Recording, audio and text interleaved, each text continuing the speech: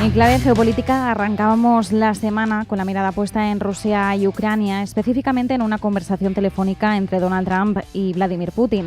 Una conversación telefónica que se producía apenas unos días después de ese primer encuentro entre Rusia y Ucrania en Estambul.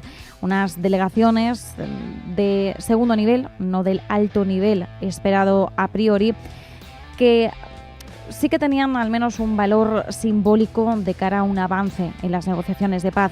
Lo hablábamos, de hecho, hace una semana con Luis Rodrigo de Castro, a quien invito de nuevo a continuación también a que nos ayude a esclarecer un poquito más el panorama actual. Luis Rodrigo de Castro, profesor de Relaciones Internacionales de la Universidad CEU San Pablo. ¿Qué tal estás? Muy buenas tardes. Hola Marta, buenas tardes.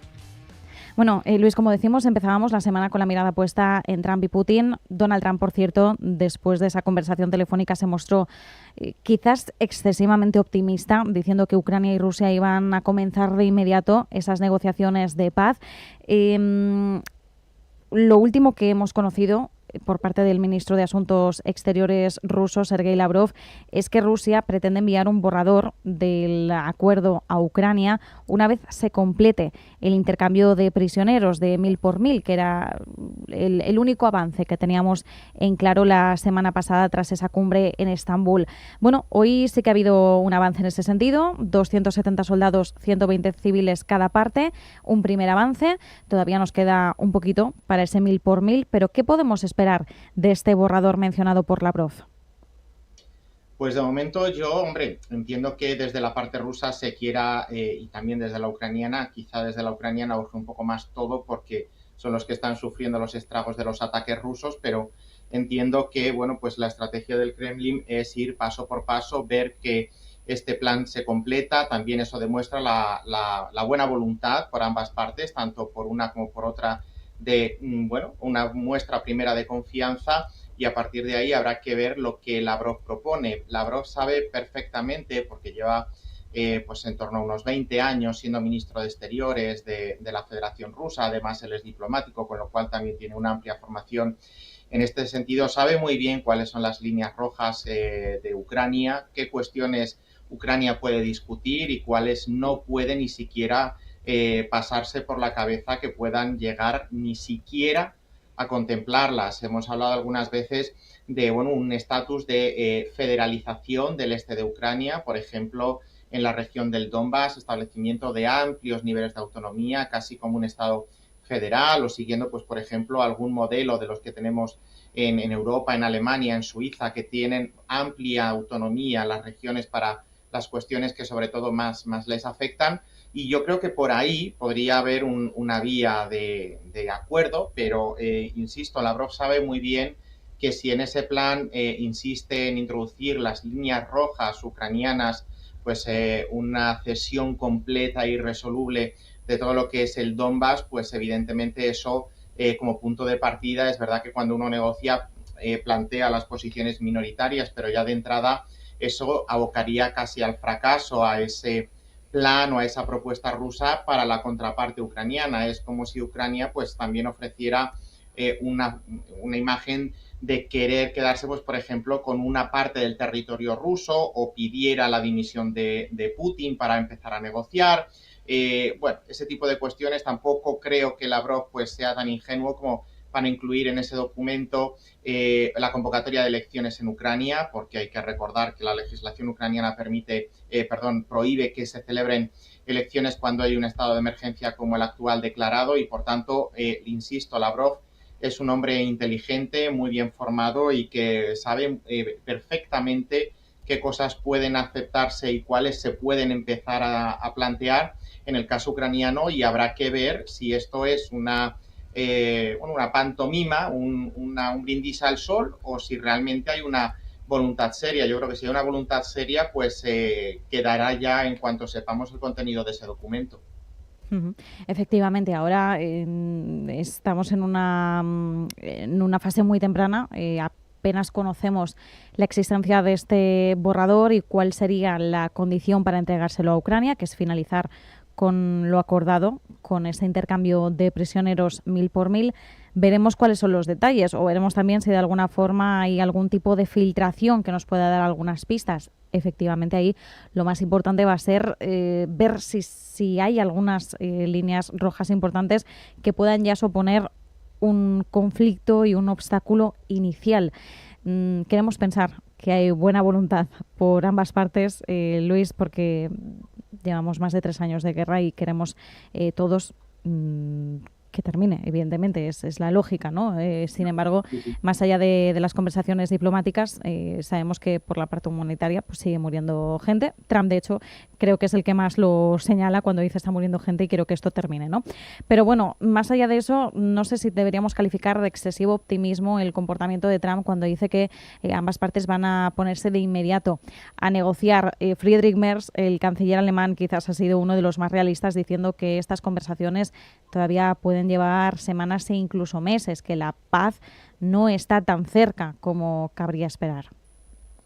Sí, con Trump es que nunca se sabe. Él hace una serie de declaraciones, prometió 24 horas, luego 3 meses. Bueno, los plazos con Donald Trump pues nunca son ciertos. Yo creo que es mucho más fiable lo que dice Friedrich Merz, no porque sea alemán, sino porque se acerca mucho más a lo que es una negociación compleja, larga. Evidentemente, como tú bien decías, todos querríamos que en 24 horas, como yo creo que era la intención o el deseo de Trump, todo esto se solucionara incluso en un plazo menor, precisamente por el drama humanitario que está afrontando Ucrania y los ucranianos, pero evidentemente esto no se va a resolver de la noche al día, por mucho que nos pese, pero yo creo que sí que es verdad que, bueno, pues hay veces que pecar de optimismo es ser ingenuo. Yo creo que cuando estamos en un contexto como este, pues nunca hay que perder la esperanza y cualquier pequeña luz que se vislumbre dentro del cielo encapotado negro que tenemos a día de hoy sobre Ucrania, bueno, pues yo creo que debemos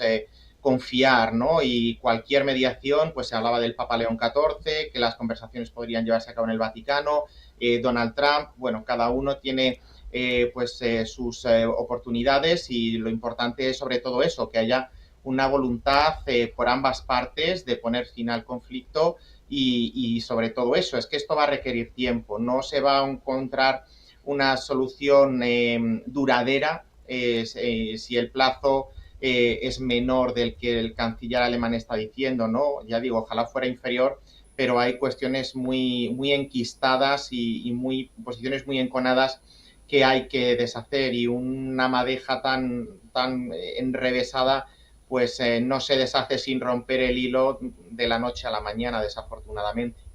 Desde luego. Mientras tanto, de todas formas, analizando más concretamente la situación actual, no tanto la voluntad o no tanto las expectativas a futuro.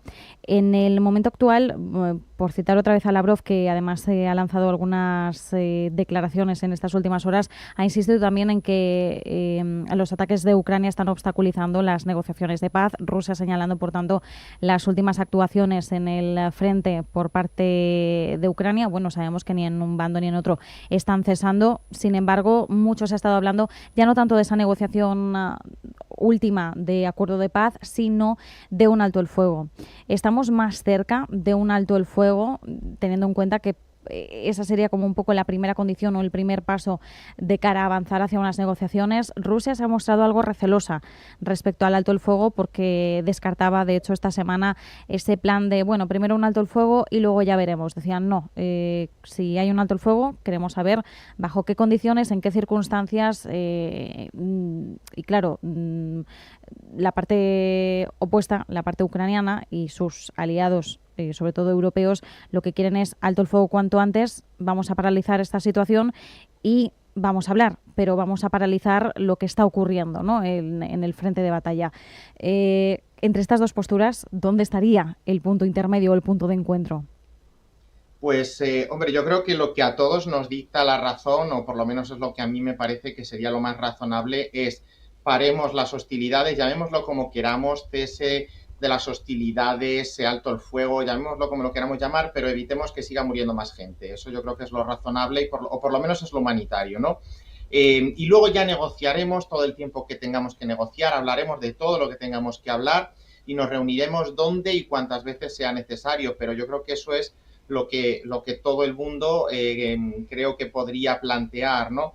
Evidentemente, en Rusia tiene la iniciativa, lleva las de ganar y por eso pues insiste en seguir machacando a Ucrania y seguir machacando las posiciones ya débiles y seguir tensando toda esta cuerda, porque al final esto no hace nada más que evitar que esa desescalada soñada pues pueda llegar a producirse. Si decimos, claro, es que las hostilidades de Ucrania, por ejemplo, o lo que hemos dicho de la posición rusa, es que, claro, las hostilidades ucranianas, los ataques ucranianos impiden que Rusia pueda negociar. Bueno, a la inversa pasaría lo mismo, ¿no? Las hostilidades rusas impedirían que se pueda negociar precisamente porque todo esto vemos que es una espiral que engulle todo lo que tiene a su paso y por tanto yo creo que ahí sí que es verdad que no es que haya una posición intermedia, es que yo creo que lo que nos dicta a todos, ya digo, el juicio, el raciocinio, es paremos primero las hostilidades y luego hablemos. En este caso, que vemos que por una de las partes pues esta lógica no impera, lleguemos a un acuerdo intermedio, tampoco creo que Lavrov sea tan ingenuo y Putin tampoco de querer que Rusia continúe las hostilidades, que Ucrania no ataque y mientras tanto empezar a dialogar. Yo creo que eso, pues hombre, tampoco es de mucha seriedad. Habría que buscar un punto intermedio como se están encontrando, pero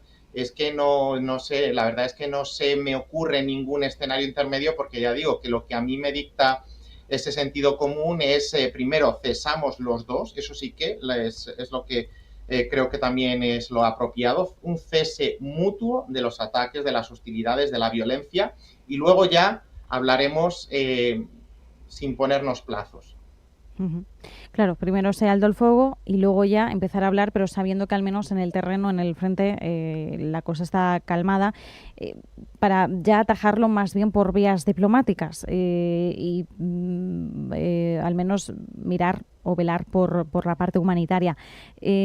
Dentro de todo esto, claro, también tenemos que poner otros focos. La diplomacia ahora mismo pues la tenemos en un punto, quizás no de estancamiento, pero sí de un avance algo más lento. Quería pasar a otro frente más allá de Rusia-Ucrania, Luis, porque este fin de semana, sobre todo, las miradas se centran en la Franja de Gaza a inicios de esta semana.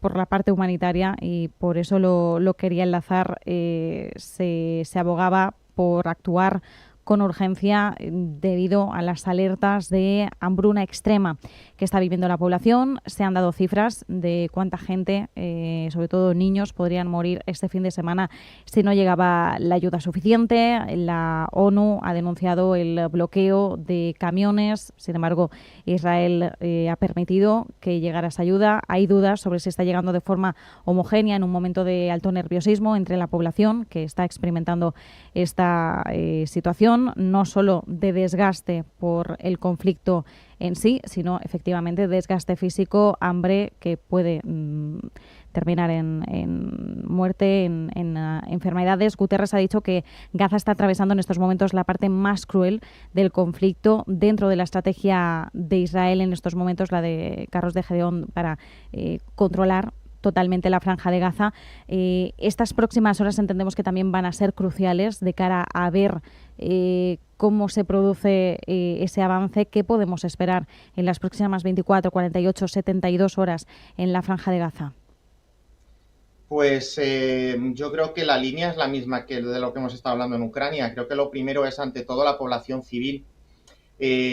Podrán haber otro tipo de cuestiones, pero el drama humanitario es innegable que se está produciendo tanto en Ucrania como en Gaza. Yo aquí sí que es verdad y también creo que es de justicia ponerlo de manifiesto porque generalizamos en Israel porque al final el gobierno es quien tiene la posición país y quien tiene la legitimidad precisamente porque es el gobierno para hablar y comprometer al Estado, pero yo también creo que es de justicia hablar de la acción del gobierno de Netanyahu y del primer ministro en particular, más que del país en su totalidad, porque Netanyahu no es firmemente respaldado por el 100% de la población, incluso tiene bastantes problemas internos desde el punto de vista judicial también. A lo mejor, bueno, pues el ataque y el secuestro de Hamas en el sur de Israel, bueno, pues acaba demostrándose que fue por alguna infracción o alguna negligencia de su gobierno, ¿no? Y a lo mejor es una huida hacia adelante lo que tenemos aquí, pero eso no justifica en absoluto lo que se está viviendo en Gaza.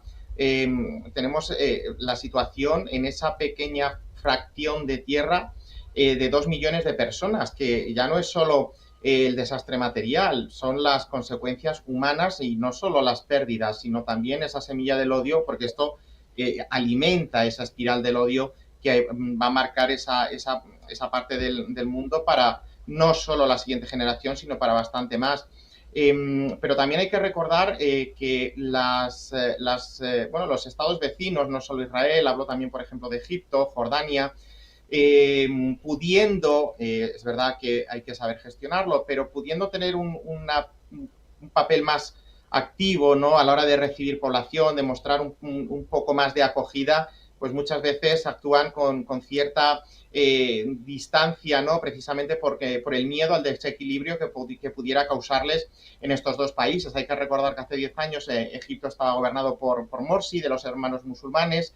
En la primavera árabe, Jordania también vivió una experiencia que no llegó a desestabilizar el país, como sí vimos, por ejemplo, en el caso de Libia o de Túnez, que llegó a caer incluso el propio jefe del Estado, pero sí que es verdad que ahí Jordania pues tiene cierto miedo, ¿no? Y teniendo todo esto, que es un poco un resumen muy sucinto de lo que está sucediendo, yo siempre cuando hablamos de la situación de esta pobre gente, decimos, estamos en la parte más crucial, estamos en el momento más grave, ¿no? Pero desafortunadamente siempre ese momento grave que vivimos hace una semana se ve superado por el de esta, ¿no? Entonces, creo que la esperanza es que de alguna manera también aquí se llegue.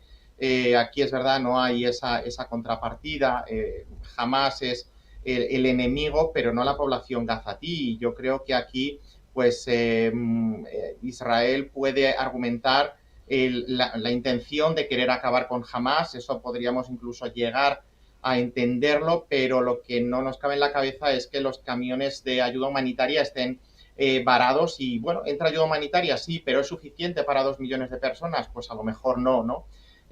Yo antes de ayer veía en X una infografía de los precios un poco de los alimentos básicos, por ejemplo, huevos, leche infantil, pañales, algunos productos también para personas ancianas.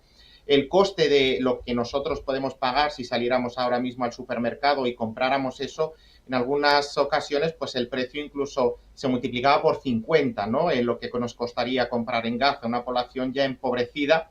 A eso le sumamos esos altos precios, esa situación de falta de suministro y es que esto puede ser algo por lo que la humanidad pues igual tenga que pedir perdón el día de mañana. Sí, y efectivamente, Luis, estabas tocando un punto muy importante y es que podemos entender la actuación de Israel contra Hamas, pero eso no le exime de lo que está ocurriendo, del horror que están viviendo en estos momentos los civiles gazatíes. Una cosa es el grupo terrorista, otro es la población civil que pues está pagando muy alto el precio de lo sucedido el 7 de octubre de 2023, la gran mayoría sin tener ninguna culpa ni ser responsables, y yo creo que sí se puede señalar el horror de lo que se está viviendo en la Franja de Gaza sin necesariamente mostrarse partidario del grupo terrorista Hamas. No todo es blanco o negro. Criticar la posición del gobierno israelí no significa ser contrario al pueblo judío. Efectivamente, que es lo que confunde mucha gente, que dicen que si dices algo contra Israel o contra Netanyahu en crítica por lo que está sucediendo es porque eres antisemita o antisionista o estás en contra de la existencia de Israel o a favor, por tanto, de del atentado ocurrido el 7 de octubre de 2023, ni mucho más lejos. Creo que se puede ser crítico en matices con uno y otro bando y en determinados aspectos.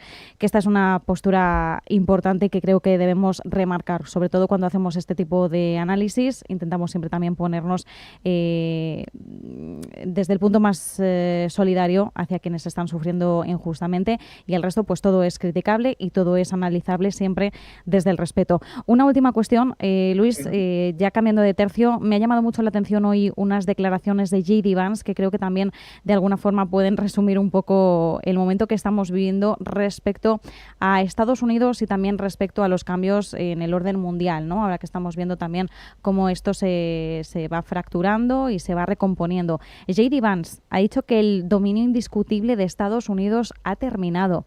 Me ha llamado mucho la atención que el vicepresidente de Estados Unidos haya hecho unas declaraciones tan contundentes que de alguna forma pueden, comprometer un poco el discurso de Donald Trump. Entendemos que J.D. Vance no lo dice posicionándose en contra del MAGA, sino más bien queriendo apoyarlo, ¿no? Justificando la necesidad de un MAGA para conseguir este dominio, pero aún así esa visión un puntito crítica me ha llamado especialmente la atención. ¿Qué lectura debemos hacer de esto? Pues aquí podemos hacer esa doble lectura, ¿no? Esa que tú decías de apoyar al MAGA, precisamente porque si Donald Trump dice que hay que hacer grande América otra vez, es porque hay alguien que, por decirlo de manera coloquial, le ha comido la tostada a Estados Unidos. Entonces, podemos encajarlo así. Pero evidentemente J.D. Vance también es un hombre muy inteligente y sabe que está en la rampa de lanzamiento para ser el próximo candidato. Quedan 3 años largos para las próximas presidenciales, pero si Donald Trump no se presenta, él es el hombre, ¿no? Es el vicepresidente, solo está en su primer mandato, no hay problema, es un hombre joven, con el apoyo de Donald Trump podría ser fácilmente el siguiente presidente de Estados Unidos. Pero también quizá él, que ya digo, tiene otra visión un poco diferente a la de Donald Trump por su origen y el background que tiene. Yo también lo miraría desde otro punto de vista y aquí por lo menos es la visión que también nosotros como europeos tenemos que hacernos, ¿no?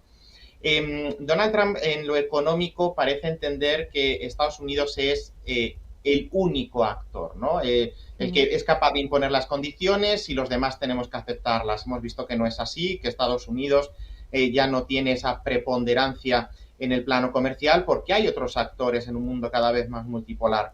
Desde el punto de vista político, hay mecanismos de gobernanza global cada vez con actores más importantes y en auge, no solo del hemisferio occidental, sino también del sur global. Y desde el punto de vista de la democracia, que Estados Unidos siempre ha tenido ese dominio indiscutible, junto con a lo mejor el Reino Unido y Suiza, de paradigmas democráticos, creo que también puede empezar a cuestionarse ese dominio indiscutible precisamente por ese asalto al Congreso en lo que es la cuna de la democracia estadounidense, por el simbolismo y no solo de la institución, sino también del momento. Yo creo que hay una serie de mecanismos, no solo comerciales, sino también económicos y políticos que se pueden entrar a valorar dentro de este fin o este término del dominio indiscutible de Estados Unidos. El mundo, yo creo que no puede prescindir de Estados Unidos, pero es que Estados Unidos no puede prescindir del mundo. Y yo creo que eso quizá J.D. Vance lo llega a entender algo mejor que Donald Trump, que tiene, también Donald Trump hay que entenderle en su compleja personalidad, porque es un hombre de negocios, acostumbrado a ir a por todas y conseguirlo incluso. Es decir, él tiene una trayectoria personal y empresarial de éxito que no hubiera sido posible si no es por esa forma de ser que tiene, pero esto trasladado a la política choca y quizá J.D. Vance, que tiene ese origen más político que económico y empresarial, puede entender mejor esos matices y también hay un relevo generacional, que duda cabe. Yo creo que ahí el J.D. Vance es más cercano a ese sentimiento, ¿no? Desde luego. Pues nos quedamos con esa reflexión, J.D. Vance posicionándose también de cara a esas presidenciales. No sabemos si Donald Trump Jr., después de las declaraciones de esta semana, podría también encaminarse para coger el testigo del MAGA de su padre y transformarlo en su propia MAGA de cara también a 2028. Ahí están, lo recuerdo, en la web oficial de Donald Trump, los gorros con MAGA 2028. Así que veremos qué es lo que ocurre. Luis Rodrigo de Castro, profesor de Relaciones Internacionales de la Universidad CEU San Pablo, muchísimas gracias y que tengas un feliz fin de semana. Igualmente a vosotros, Marta.